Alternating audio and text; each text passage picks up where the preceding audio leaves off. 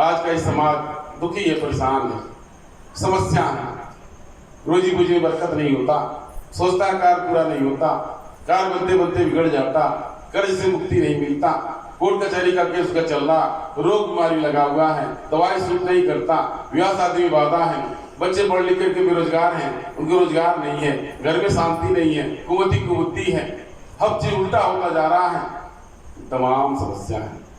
अब इन 33 करोड़ देवी देवताओं में शक्ति सर्वोपरि और आदि शक्ति की शक्ति सर्वोपरि जो घट में आकाश पाताल पृथ्वी में व्याप्त है, सर्वज्ञ है, तीनों लोग 14 भुवन में व्याप्त है, इसको आदि शक्ति कहा जाता, जिसका कभी जन्म नहीं होता, कभी मरण नहीं होता, अजन्मा है।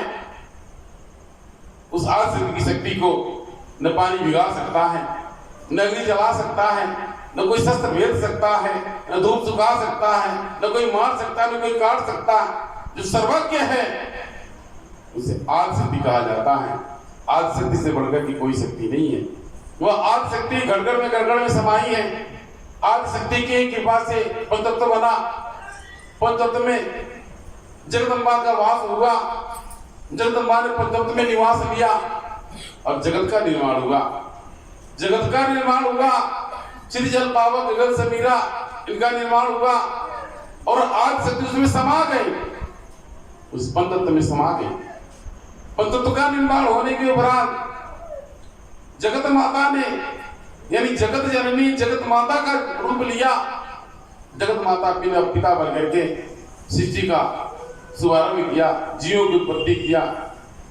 अब न उस आदि शक्ति की शक्ति कम हुई जगत जननी का रूप धारण करने में और जगत माता बनने में, न जगत जननी का रूप या शक्ति कम हुआ।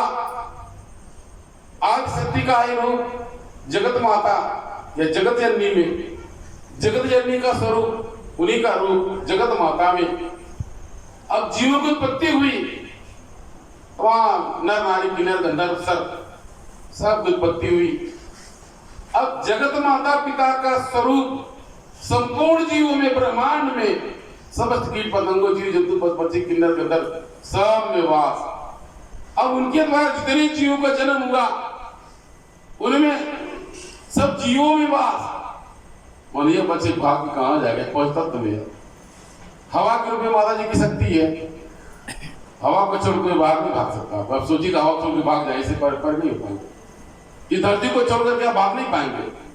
ये धरती इसीलिए माता कहा जाता है, सबका बोझ सहती है धरती। वैसे अंदर शक्ति व्याप्त है, शक्ति है बिया बोलते ढेर को बढ़ जाता, कुछ बोलते हरियाली आता, धरती बोलते इतनी शक्ति एक तरह बाहर ली हुई है, धरती के अंदर शक्ति है। इस हवा में इतनी शक्ति है, कुछ पल के लिए बंद कितने खत्म हो जाएंगे, छोटी जाए छुट्टी मिल जाएगा, कितने लोगों का पटाख पड़ जाएंगे, ऑक्सीजन कम हो जाएगा, कुछ भी जो भी।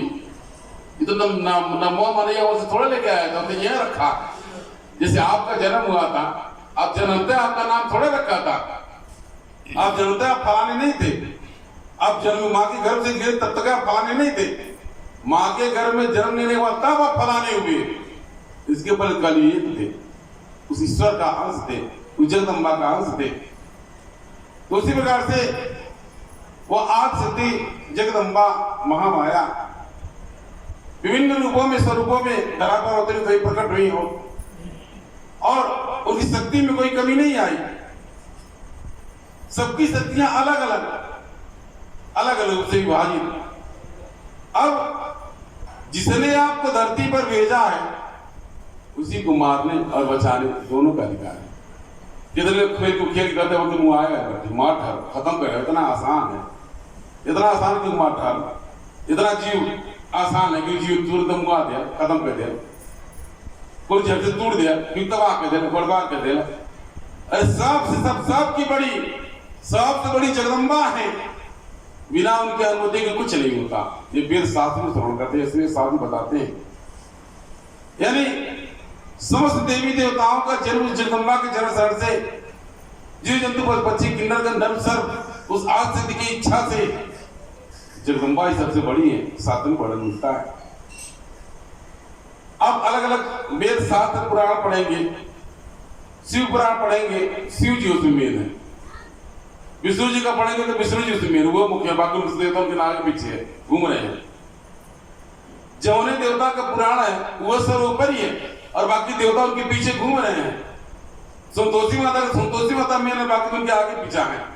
काली माता, इस तरह तमाम प्रकार जितने भी देवी देवता हैं, जिसका पुराण, जिसका नाम, जिस दूल्हा जो काना, तब जो बराते जाकर दूल्हा है, कि दूल्हा को सब देखा, दूल्हा करिया व काना बलंगड़ा दुल्हावा है। अब भी कितना सुंदर मुंडा टोपी लगा ले कुछ कहले वो साइड में है, लेकिन दुल्हावा काना बलंगड़ दूल्हा है। वही से वही प्रकार से यानी ये जगदम्बा की माया, जगदम्बा की रचना। अब रचनहार तो जगदम्बा, मां माया जगदम्बा, जिसका शास्त्र, जिसका नाम वही सर्वोपरि।